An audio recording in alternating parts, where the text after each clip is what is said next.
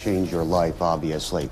We've got an M&A deal in China to tell you about, the Noble Group. You know that company quite well. We talked to Dick Ellman, the chief of the resource major, Hong Kong-based Singapore-listed commodity supplier, offering this morning to buy Gloucester Coal in a deal that could be worth just shy of 400 million Australian dollars. Here's Gloucester Coal here. If you can pull up the terminal, marked up 4.5%. Last indication, Gloucester last week agreed to buy an Australian rival called Whitehaven, now a Chinese-focused company, or a Chinese-based company, if you will, getting into the mix. Joining us for M&A Talk, China Style, is Manny Menendez, Managing Director of Noble Pacific Holdings. Morning, Manny. Nice to see you, Bernie. You know, for all the talk about all the problems in China and the slowdown in the economy, the fact remains, boy, they are cashed up to the gills in many ways and have a lot of financial firepower. This is just the latest in a laundry list of companies going shopping around the world, isn't it?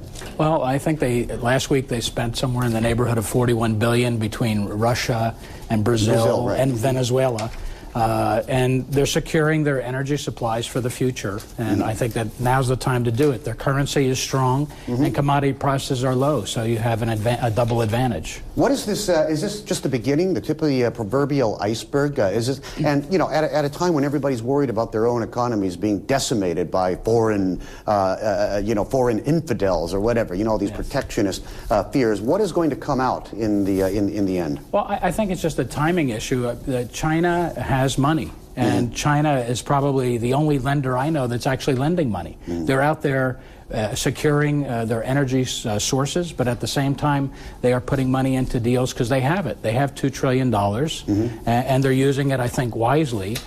Because their currency has appreciated about 20% since 2005, and commodity prices have now dropped significantly. So now is the time to buy if you have cash. Is it just commodities, though? I mean, obviously, long-term energy supplies and raw material supplies are very critical. But you know, in the past, they've sort of tiptoed into foreign markets. They bought a computer company in the U.S. They tried to buy a major oil company. Could be a lot more to go. There was even talk that China might be buying Hummer from General Motors. Not sure who'd want that white elephant, though.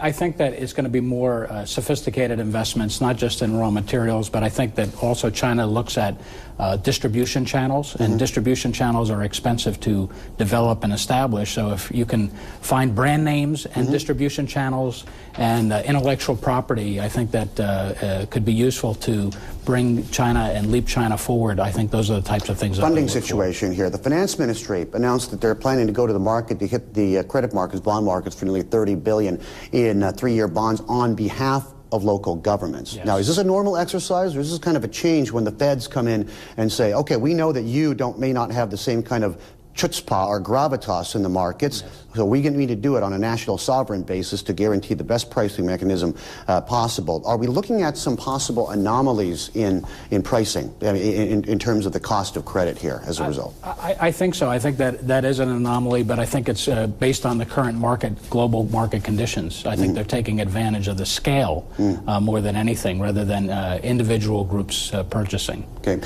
How are they doing with their stimulus program? I understand about maybe 1/3 of the 4 trillion renminbi has been deployed right now. Is it working? Is it working at the retail level? Is it working at the consumer level to keep the inside economy going along? Well, they have a lot of issues in China, as you know. While they're doing well and they're one of the major global economies that's actually growing, there's low estimates at 6%, but I'm still optimistic by the end of the year China will be about 8%.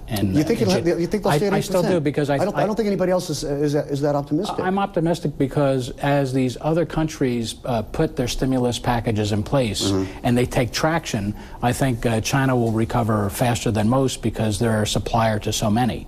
So that demand that comes from the recovery of other countries will translate into a more export action out of China versus other countries. Hundreds of millions of Chinese watching you say this on live television around the globe are hoping so. Yeah, well, 20 million people came back from Spring Festival, one of the issues, and they didn't have a job. And to put that into perspective, 20 million people is equal to the entire population of Australia.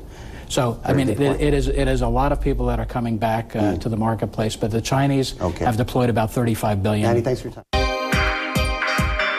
Upshot Pearl for a look at today's stories. Stay with us as we join ABC World News. For the first time.